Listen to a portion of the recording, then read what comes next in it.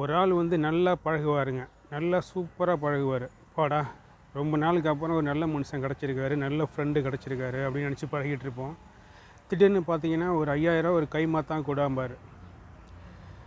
சரி சொல்லிட்டு இதில் நெறைய நெறைய இது இருக்குங்க. நெறைய சினாரியோஸ் இருக்குது. அதாவது விதவிதமான மனிதர்கள் இருக்காங்க. சரி நல்லா பழகுறாரு சொல்லிட்டு நீங்கள் 5000 கொடுப்பீங்க. அவர் வந்து வாங்கிட்டு கரெக்டாக கொடுத்துடுவாரு. அவர் பிரச்சனை இல்லைங்க, நல்ல மனிதர். இன்னொருத்தர் நல்லா பழகுவார், சூப்பராக இருக்கும். ஒரு 5000 கடன் கேட்பார். நீங்கள் இல்லைன்னு சொல்லிட்டீங்கன்னு வச்சுக்கோங்க, அவ்வளோதான், உங்கள் ஃப்ரெண்ட்ஷிப்பை கட் பண்ணிவிடுவார். சந்தோஷம்னு நினச்சிக்கோங்க. ஏன்னா பணத்துக்காக தான் ஒருத்தவங்க நம்மக்கிட்ட பழகுறாங்கன்னா அந்த ரிலேஷன்ஷிப் தேவையில்லை, போனால் போயிட்டு போகிறாங்க, விட்டுருங்க. இன்னொரு டைப் இருக்குதுங்க, அதேமாதிரி நல்லா பழகும். பணம் கேட்டால் கொடுப்போம். ஒரு 5 ரூபா கேட்பார், கொடுப்போம். திரும்பி கரெக்டாக கொடுத்துருவார். அப்புறம் 10 ரூபா கேட்பார், கொடுப்போம். திரும்பி அந்த 10,000த்துக்கு கரெக்டாக கொடுத்துருவார். சரி நல்ல நம்பிக்கை வந்ததுக்கப்புறம் ஒரு 50,000 கேட்பார். நாமளும் நம்பிக்கையாக கொடுப்போம். 50,000 கொடுத்தோன்னே ஆளு காணா போயிடுவார். ஸோ இது ஒரு ரகங்க. கம்மியான அமௌண்ட்டை வாங்கி வாங்கி கரெக்டாக கொடுத்துரும். அதிகமான அமௌண்ட்டை வாங்கிட்டு ஆளு காணா போயிடுவாங்க. ஸோ இதெல்லாம் கொஞ்சம் ஜாக்கிரதையாக இருந்துக்கோங்க. ஸோ அடுத்து யாருங்க இருக்கா?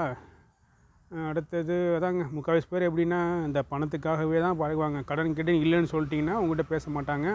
அவங்களுடைய ஆக்டிவிட்டி, அவங்கள்ட்ட பழகுற விதமே, பேசுகிற விதமே மாறும். அதேமாரி ஆளுங்க வந்து போனால் சந்தோஷம்னு நினச்சிக்கோங்க. அப்புறம் இதுமாரி கொடுத்து கொடுத்து ஏமாந்தவங்கெல்லாம் பார்த்தீங்கன்னு வச்சுக்கோங்க, அப்புறம் விவரமாயிடுவாங்க. யார்ட்டாச்சும் நீங்கள் வந்து இப்போ காசு கேட்டு பாருங்கள், நல்லா தெரியும் அவர்கிட்ட காசு இருக்குது. என்ன சொல்லுவார் தெரியுமா? என் பாக்கெட்டில் பாரு 10 ரூபா இருக்கும்பார்.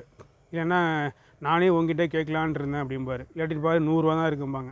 நல்லா தெரியும் அவங்கள்ட்ட பணம் இருக்குன்னு. ஸோ அவங்களாம் வந்து விவரமாக இருக்காங்கன்னு அர்த்தம். ஒன்று அவர் அடி போட்டிருப்பார், இல்லைன்னா அவங்க அப்பா அடிபட்டு மகனுக்கு சொல்லி கொடுத்துருப்பாரு, இல்லை எது மூலயமா அவர் கற்றுக்கிட்டாருன்னு அர்த்தம்.